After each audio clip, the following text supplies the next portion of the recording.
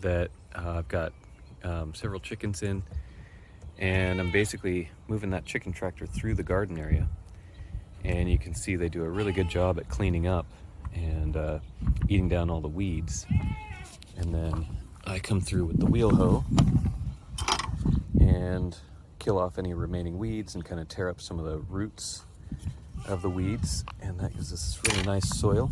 It's very well fertilized, and you can see a stark difference between areas that have been fertilized by the chickens and areas that haven't been fertilized by the chickens. The rate of growth is just so much higher in the fertilized area than in the non-fertilized area.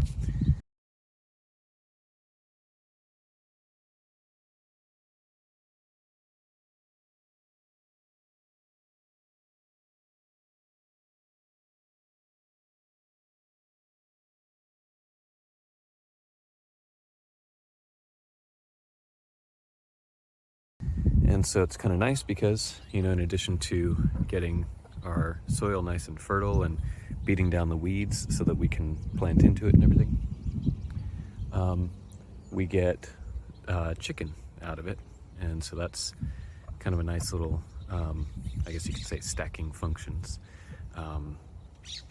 And what I had been doing is I had been using a chicken electric poultry netting, and that worked pretty well in terms of the chickens ate down the weeds.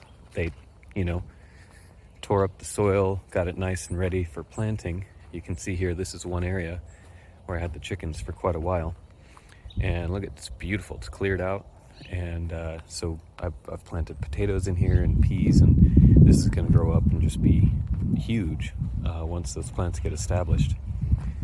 This is another area that I had the chickens for quite a while. You can see the setup here. I've got that nice little chicken coop, and I'll just move that around with the tractor. And water that's kind of nasty now because it's been out here for months. And this poultry netting. The problem with the poultry netting is that when you have adventurous chickens, they can get out, so they might sneak under here. Some chickens are able to fly over. This is the highest one that they had, and yet even though it's the tallest poultry netting that they had, they were still able to climb over. It's kind of a pain to deal with, especially during the spring when we have a lot of plant growth. It gets shorted out on the bottom, so you have to mow down there. So there's all kinds of challenges with it. So instead of doing this poultry netting that I move around the pasture, I've decided to switch to chicken tractors and just do pretty much exclusively chicken tractoring to eat down the weeds and open up the soil and everything. And then for our layers, I'm going to set up a permanent system. It's not going to be with this poultry netting. It's going to be a permanent fenced in area with this chicken coop.